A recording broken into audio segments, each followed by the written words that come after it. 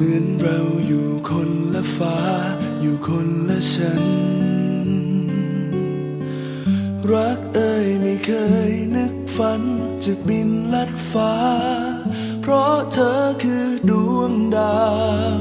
เพราะเราคนธรรมดาแต่คืนนี้ดาวลอยจากฟ้าลงมาโลมดินด้วยรักฉันโลมหัวใจรู้ตัวว่าดีไม่พร้อมดังใจนึกฝันแม้เธอจะบอกรักฉันแต่ใจฉันหาย